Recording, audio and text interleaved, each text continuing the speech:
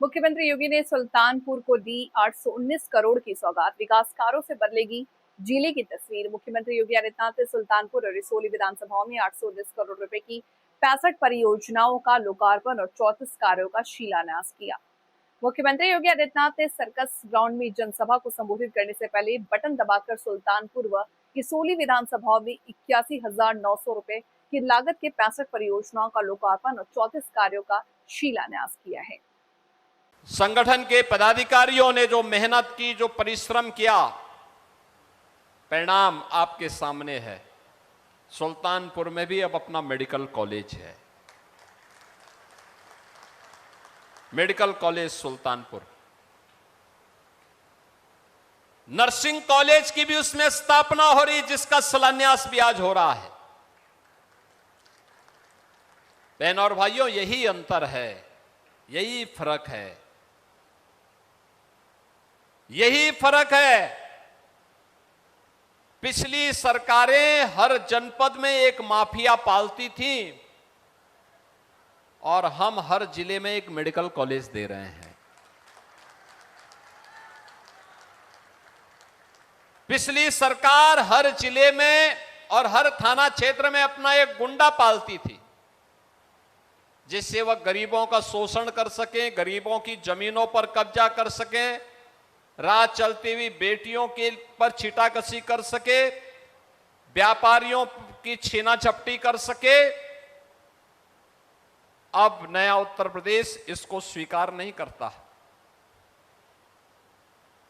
मुझे याद है, इस सुल्तानपुर में 2017 के पहले पर्व और त्योहार के पहले उपद्रव शुरू हो जाते थे।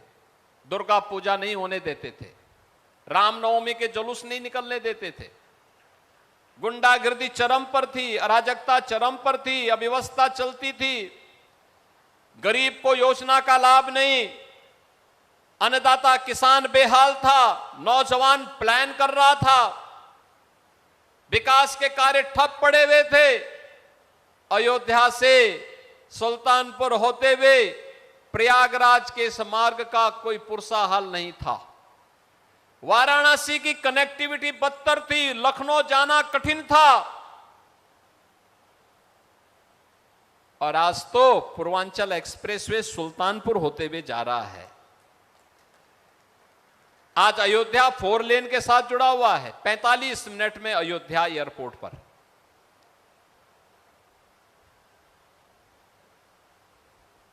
डेढ़ घंटे में लखनऊ, 1.5 घंटे में प्रयागराज, 2 घंटे में वाराणसी। कितनी शानदार कनेक्टिविटी है। यानी 45 मिनट में इंटरनेशनल एयरपोर्ट पर आपकी पहुंच का मतलब दुनिया के बड़े बड़े विकसित देशों में कनेक्ट। उत्तर प्रदेश जैसे राज्य को इस समाजवादी पार्टी ने, कांग्रेस ने एक बीमारू राज्य बना दिया था। नौजवान के सामने पहचान का संकट था, कोई विकास के कार्य नहीं हो रहे थे। लेकिन अब मैं कह सकता हूं, यूपी का नौजवान यूपी के बाहर कहीं भी जाएगा, अब कोई उसको प्रश्न नहीं खड़ा करता है। प्रश्न अब नहीं खड़ा कर सकता, अब उसके सामने पहचान का संकट नहीं है। अब यूपी का नौजवान जाता है, कहीं भी जाएगा, कहेगा कि मैं उत्तर प्रदेश का निवासी हूं। सामने वाला व्यक्ति अगर आपको देख करके पहले 10 कदम दूर भी जा रहा होगा, तो अगर आप बोलेंगे सुल्तानपुर से हूं, मैं उत्तर प्रदेश से हूं, तो वह भी 10 कदम आगे आकर के आपसे गले मिलने के लिए उतावला दिखाई देता है। ये नए है नया उत्तर प्रदेश। उत्तर प्रदेश अब विरासत और विकास का एक अनुपम समन्वय के रूप में अपने आप को स्थापित किया है। अब हमें बीमारू राज्य नहीं, भारत की अर्थव्यवस्था के ग्रोथ इंजन के रूप में यूपी ने अपनी एक नई पहचान बनाई है।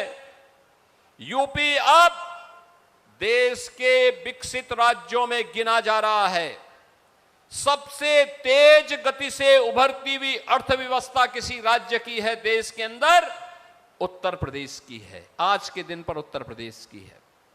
और बहनों और भाइयों, उसी अभियान के साथ जोड़ने के लिए आज मैं आपके पास आया हूं।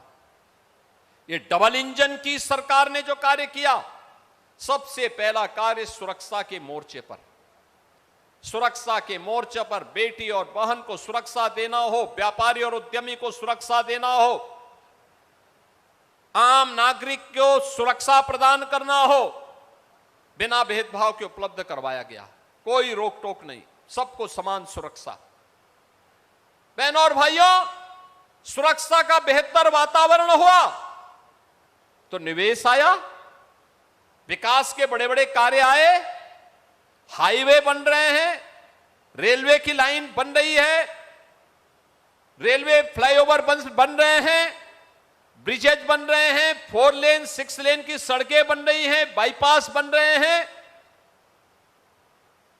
सुरक्षा का माहौल आया तो बथुआ धाम का भी सुंदरीकरण का कार्यक्रम आगे बढ़ा है। पिछली सरकारों में विकास का कोई विजन नहीं था, तो स्वाभाविक रूप से विरासत के प्रति भी उनके मन में कोई श्रद्धा का भाव नहीं था। मुझे तो आश्चर्य होता है, आपने गत दिनों अयोध्या के अंदर देखा होगा, अयोध्या में श्री राम जन्मभूमि में घटना घटित हुई। ट्रस्ट ने बड़ी विनम्रता के साथ उत्तर प्रदेश सरकार को लिखा कि ट्रस्ट में ऐसी घटना घटित हुई है, समाचार पत्रों में मीडिया के माध्यम से कुछ चीजें, कतिपय चीजें सामने आ रही हैं।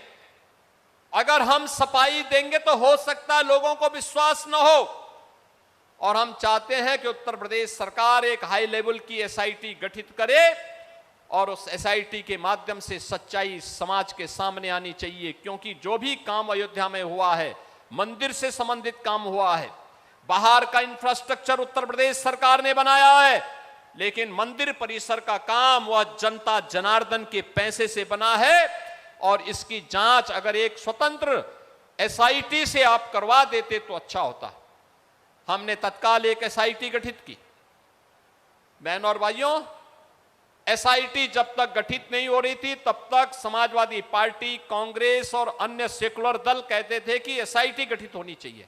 हमने गठित कर दी, फिर उन्होंने दूसरी डिमांड करनी शुरू कर दी, और उसके बाद पिछले 1 महीने से हम सबके पावन धाम अयोध्या को बदनाम करने के लिए समाजवादी पार्टी और कांग्रेस ने कैसे मुहिम चला रखी है, कैसे मुहिम चला रखी है। एसआईटी की प्रारंभिक रिपोर्ट आई, ट्रस्ट ने उस पर कार्रवाई करवाई,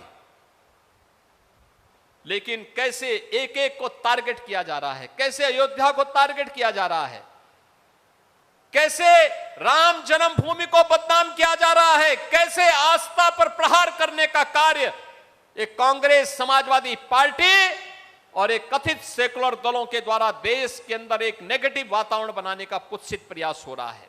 इनकी पीड़ा मंदिर के चढ़ावे के चोरी से संबंधित नहीं है, इनकी पीड़ा तो इस बात को लेकर के है, राम भक्तों